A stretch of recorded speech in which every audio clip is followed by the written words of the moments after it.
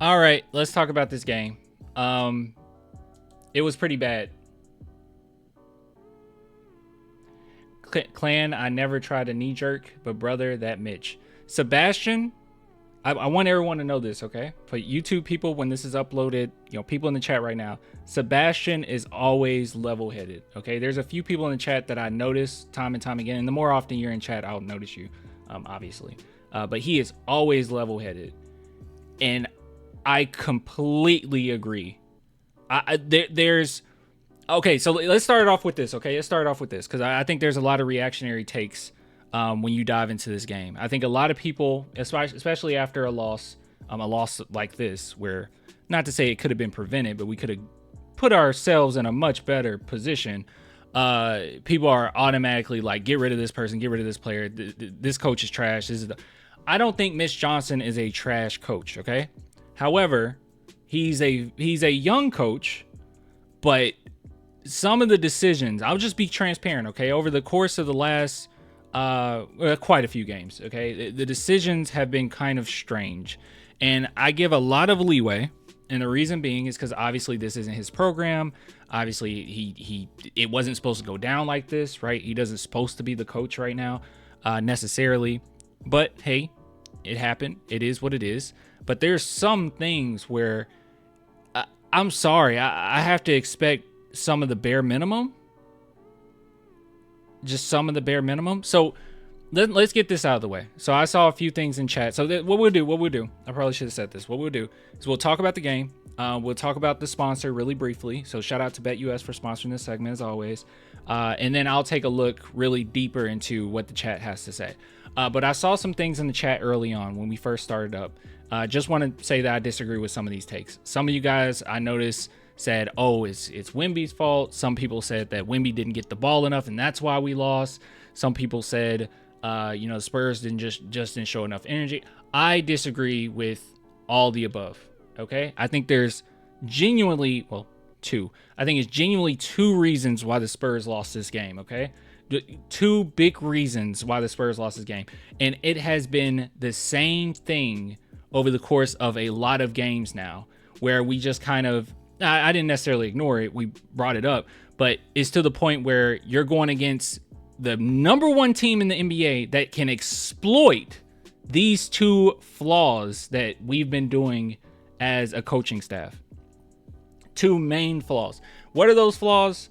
Number one, you're not playing any of your bench. You like, we have completely abandoned the idea that Malachi Branham, Blake Wesley can give you anything. Mamu, Zach Collins, they can give you anything. The most mix-up that the Spurs give is either Zach Collins, like who's going to play Zach Collins or Bassey. That is it. And the way that we're running this offense right now, we're running the offense as if we're already in the playoffs. You don't play a subset of guys, and these are your guys no matter what, thick and thin. You don't do that this early in the season when the Spurs are not a playoff team. Right now, it seems like we're playing a team, or we're running a rotation of guys where we're already late into the season and we're getting ready to get into the playoffs. You don't do that. You don't do that. You shouldn't just trust 7 guys on your team to win the game for it. You don't do that. And I think that's kind of ridiculous that we've been doing this time and time again. And the Memphis Grizzlies are a team that can exploit that because they're the number one fastest team in the NBA. They're the fastest team in the NBA. They're going to exploit that. It is a game of attrition with them. I was worried about this. I tweeted it out, but I was worried about this game in the first half because it seemed as if the Spurs were playing extremely hard. It felt as if we controlled the pace somewhat. It felt like we were outplaying the Grizzlies, and we were only up by 2. I was like, we are not going to be able to keep this up. And sure enough, in the second half, we were not able to keep that up. We were absolutely exhausted. So I'm not blaming a specific player here. It's not Wemby's fault. It's not Castle's fault. It's not, and you guys know I talk about Keldon. It's not even Keldon's fault. This was just pure coaching where you can't go into this game and not play anybody. I don't understand it. Actually, did Bassey even play? Guys, did Bassey even play in the second half? Did he just play in the last 4 minutes of the second half? Did he play the... Hold on. Oh, wait. I think I hit the wrong thing. That won't help me. Can someone tell me that? I am looking at the chat right now. Can someone tell me that? So, number one issue, like I'm saying, is this is a game of attrition, and the Spurs were not switching out players.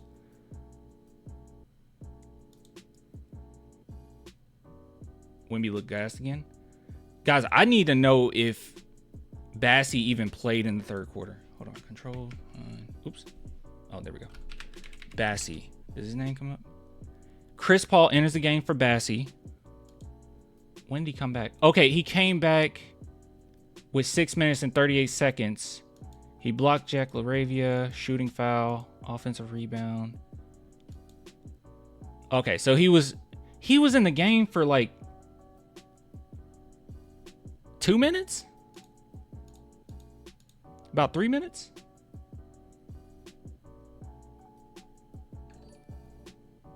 He wasn't in the game long in that third quarter. 3 minutes and 33 in the third. It was tied 86-86. Then Memphis took out the belt. Get Fox or marketing this offseason and some solid vets. I'm open to trading anyone except Wemby, Sohan, and Castle. Also, never let Mitch cook again. Thanks for the super chat, RJ. I really do appreciate it. Okay, so he barely played in third. I did not recall Bassey that much in the second half. So that really bothered me. Okay, that really irked me. Okay, that really bothered me. But you know what? Okay, you're a young coach. You're trying to rely too heavily on a subset of guys. Maybe you're a little nervous. You're like, I want the guys that I can trust out there. Is it okay? No. Is it inexcusable? Yes. I mean, they don't have Ja, and they didn't have Zach Edey, but really. But yeah, it's inexcusable, but at the same time, we can sit back and at least acknowledge that is a young coach thing. Okay, right? Like, he can improve that. We can get better at that, whatever. There's another thing that we can get better at. The second reason why that's really been bothering me, that I cannot wrap my head around. Why are we not calling timeouts?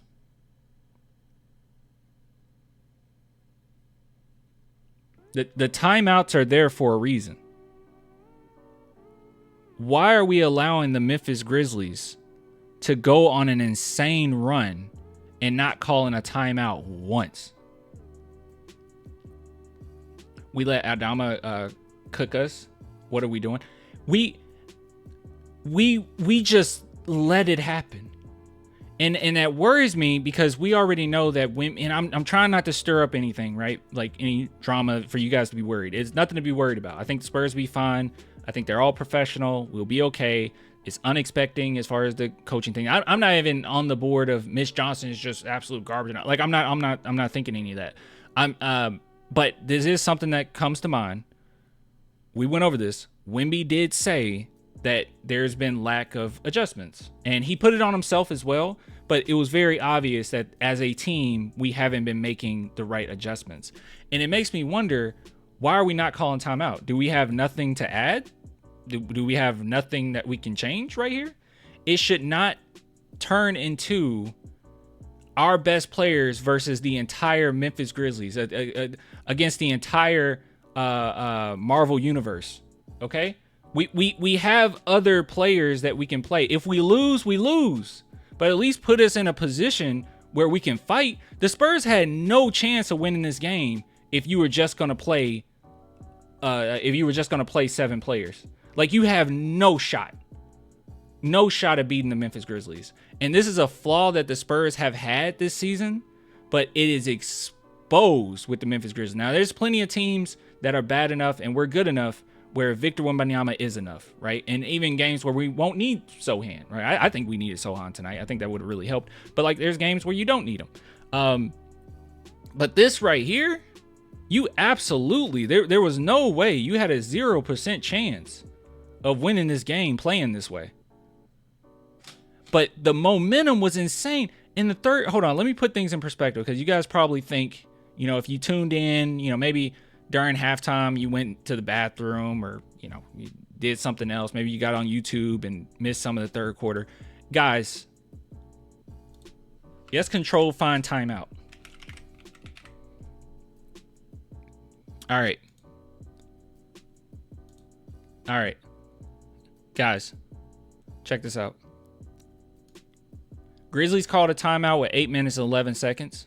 Whatever. It's a close game. You got the Spurs calling timeout with 6 minutes and 38 seconds. Okay?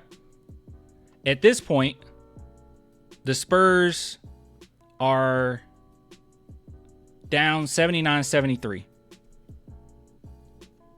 Look how this, and this happened another game too. We went over this before. Look how the third quarter ended. We had timeouts, okay? Look how it ended. You looking?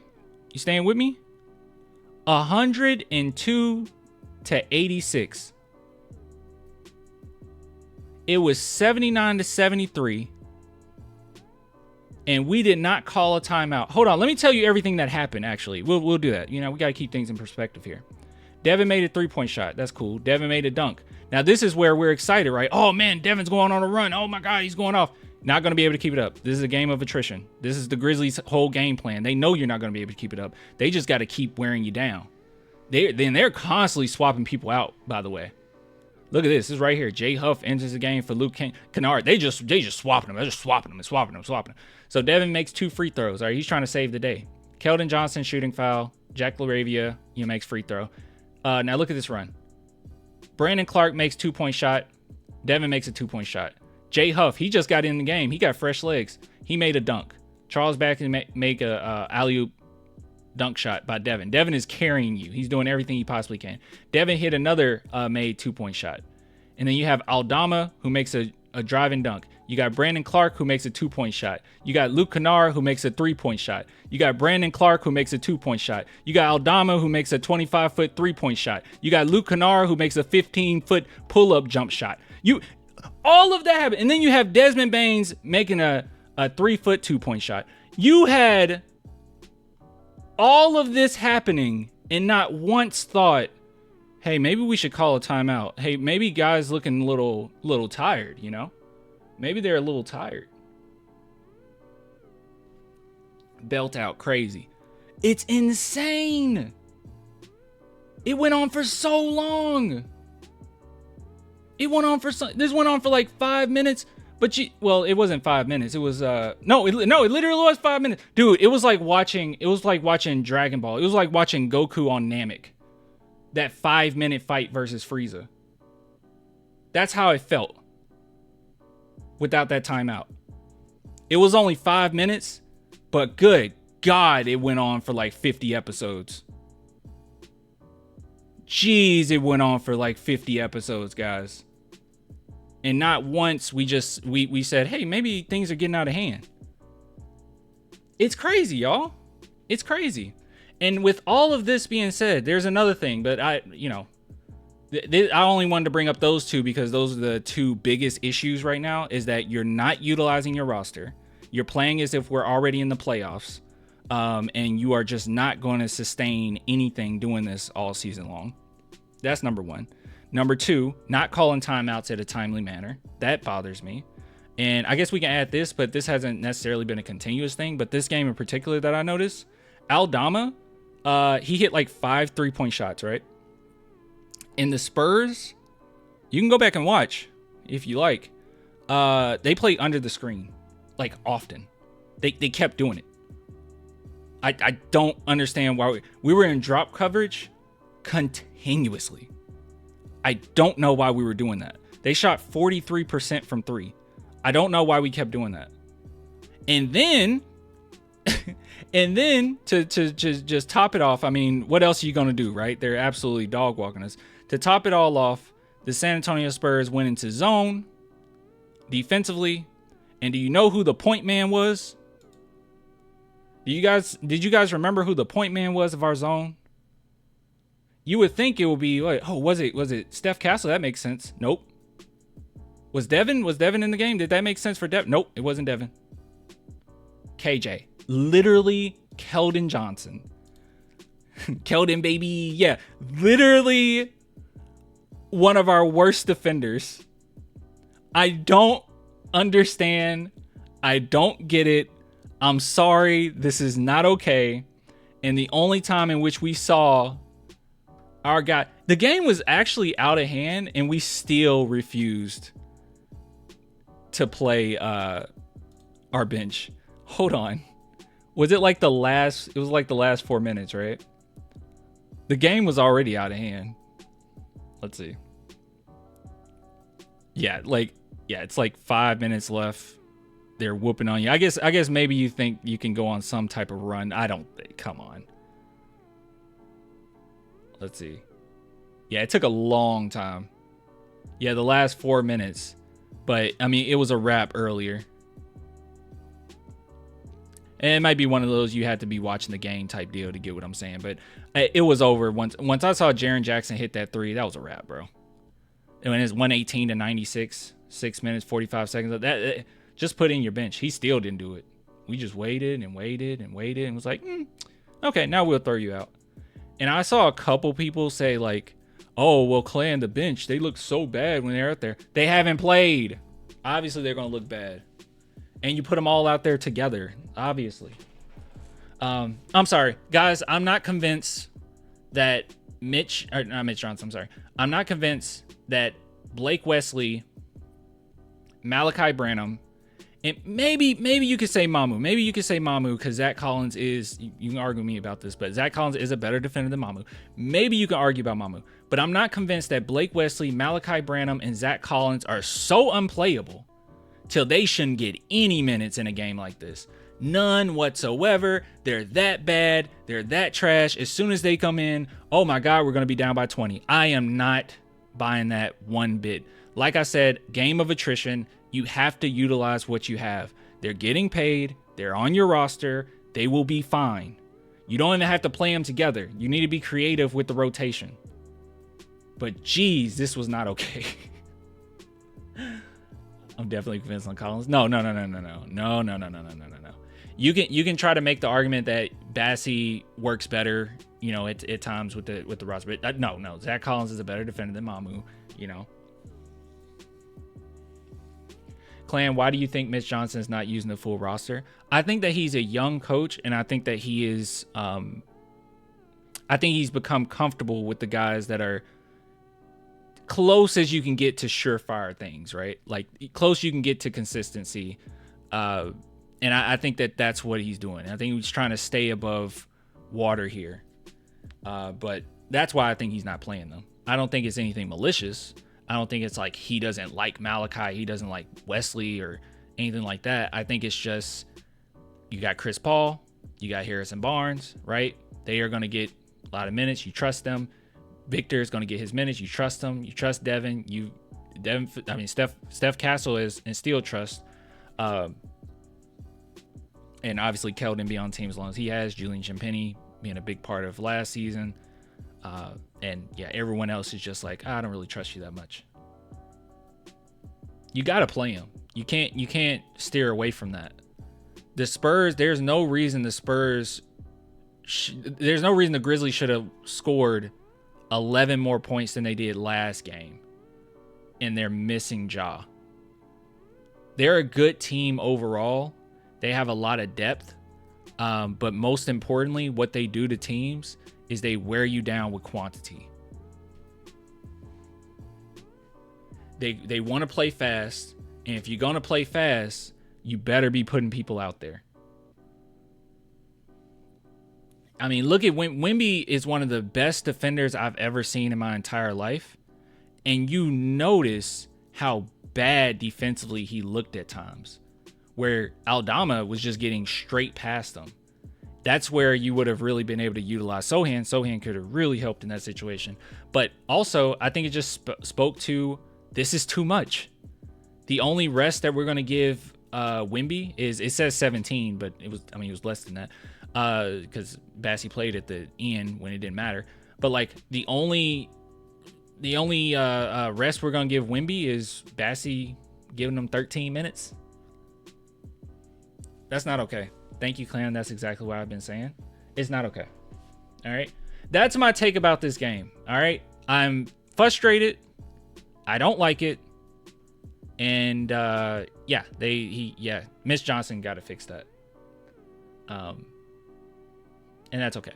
This isn't a anti Mitch Johnson stream. This isn't a I hate our coach and I think that he's garbage. I don't think any of that.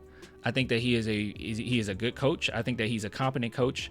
But over the course of several games, it just seems like he's having way too much faith in these guys, and he needs to be able to call a timeout and change it up.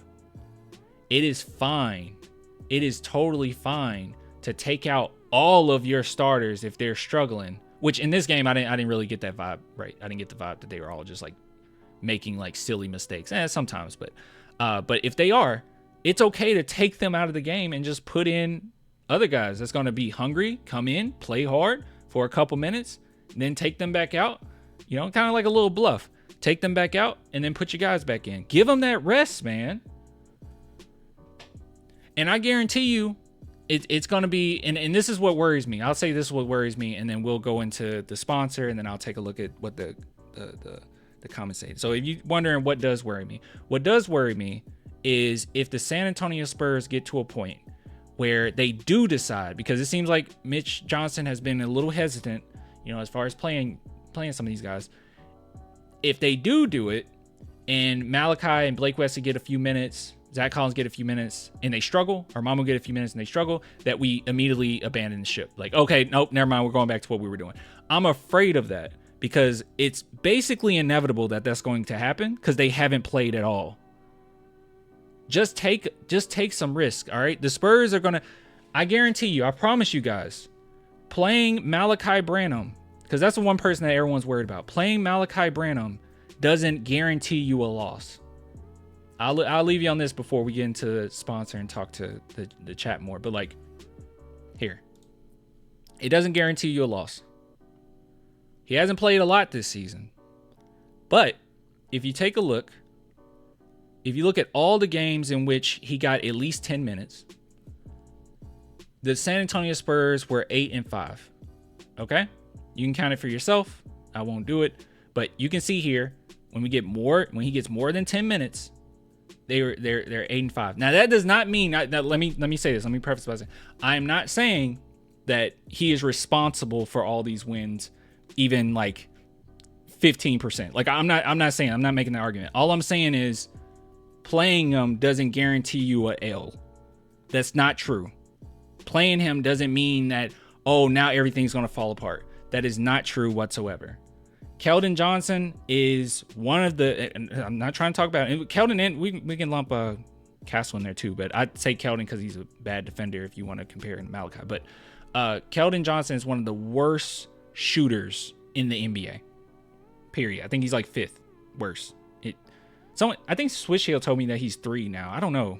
I didn't see that. I think he's 5. Or maybe 7. He's like top 10 worst. He's one of the worst shooters in the NBA. But you can still play him and you can still win games with Keldon on the roster because he can bring you a few other things. And I think the same thing as Malachi. I think Malachi, while his defense isn't the best at times, while he makes mistakes at times, he can still bring you that 3-point shooting. He's shooting 40% this season, 39.6%. I think he's probably more so a 35% 3-point shooter when it's all said and done. He's a decent 3-point shooter. You can play him and not necessarily lose games.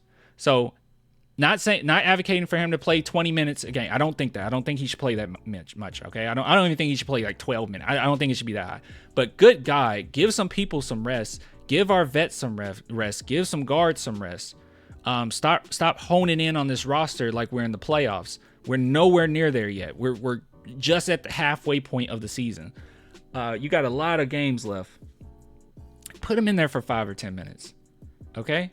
It'll be fine. The Spurs is not a guaranteed loss. They'll be totally okay. If anything, it'll help us. It'll help other guys. It'll help the more talented players on the team be able to perform, when we absolutely need them. So yeah. So that, like I said, I'm not trying to, because some people will say, are you trying to say that, Malachi Branham is responsible? No, I'm not saying that at all. I'm just saying that you can play him and be totally fine and still get a W. Obviously, it's possible. Okay. And Chris Paul looked winded, by the way. Probably need to bring that up. He's an older guy. Okay. He's an older guy. He looked quite winded. Get what I'm saying?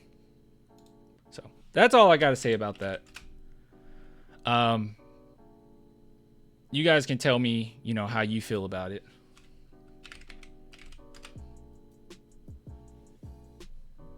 Brought in CP3 for passing, yet they run no pick and rolls for Wemby.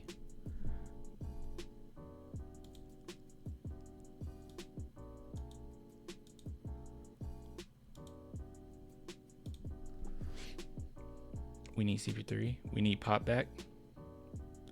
We all miss Pop. I don't think Pop will be back. I know that like a lot of people, are hopeful that he will be. I personally don't think that'll happen, but I think that's okay. Stream acting a little weird.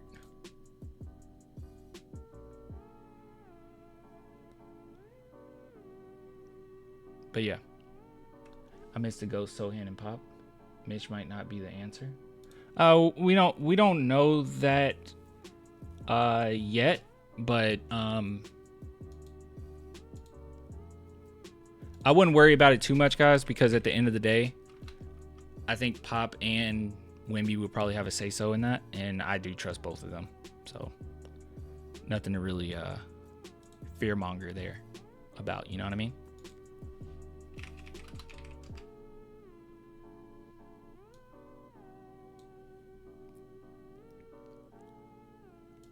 Hopefully the stream is still going okay. It's acting kind of weird. Let me connect to my internet. Because it just disconnected for some reason. No internet. That's weird. Because it says no internet, but we're obviously online right now. I'm a little confused. I don't know what's going on.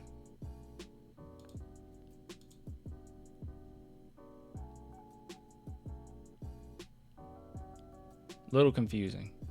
I guess we'll take a look at the chat and then we'll get back to everything else. Nowadays, I just watch old games on YouTube when the Spurs dominating in the early 2000s. Well, don't be like that. We still have quite a few games where the Spurs looked successful. I mean, not successful, looked impressive, right? Like, we have games today where they look oppressive. Wait, actually, yes, they look oppressive too. They oppress teams sometimes. So don't think the sky is falling necessarily, you know? Why is this saying I don't have internet, but I'm literally talking to y'all right now? I am so lost. I am so confused. Ugh.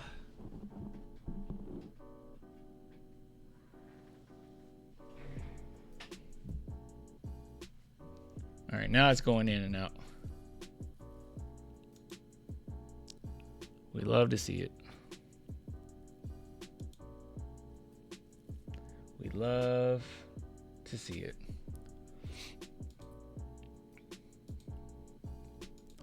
Strange.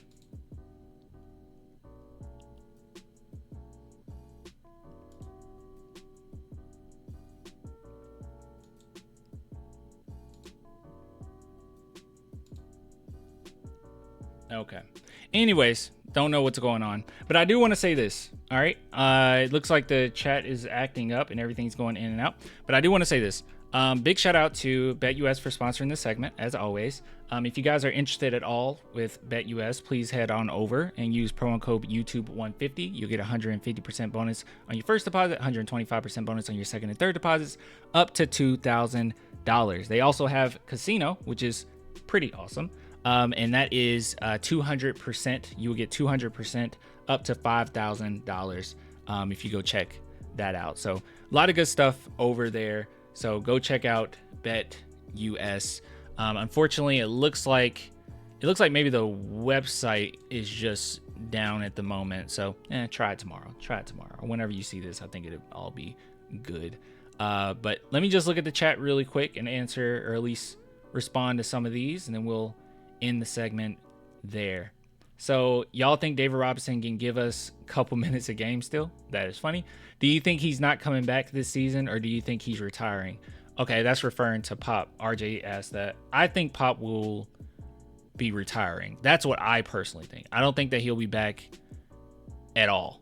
But if I'm wrong, that is fine. I would love to see Pop back, but at the same time, on a human level, I want him to be okay, most importantly. So it's something that worries me a little bit, but it doesn't necessarily mean it's, the end of the world if he does come back. I just really hope that he got the 110% green light that he's okay. I really want, I'll be honest with you guys, being transparent, I would like for the Spurs to give Pop the treatment that he would give players, and that protect them from themselves.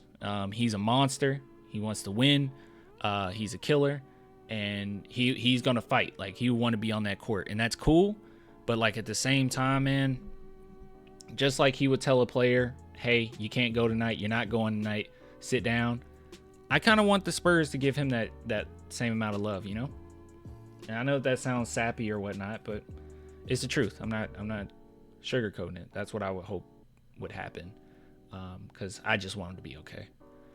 They need to put Wemby at power forward with Bassey and tried that. Don't work. Don't do it. Don't move Wemby to the power forward position. We tried. We got a good enough sample size. Not only do we have a sample size with the Spurs last season, but during the Olympics, it didn't work either. And they had to move Gobert, which I think we all would agree is a huge upgrade from Collins and Bassey, and it did not work. It looked really bad. Really, really bad. Zach being paid $35 million as a third string center is kind of wild, though. You have to just play all your players. If it doesn't work out, it doesn't work out, That's okay. It's okay. It's okay for it to not work out. So, anyways. All right. I think we'll just leave it there. And, I appreciate everybody coming through if you watch it on YouTube. See if we can get this chat back going up, because it just went down out of nowhere. So, anyways, get what you guys later. Let's end this segment here. Big shout out to BetUS for sponsoring this segment, as always, my mans.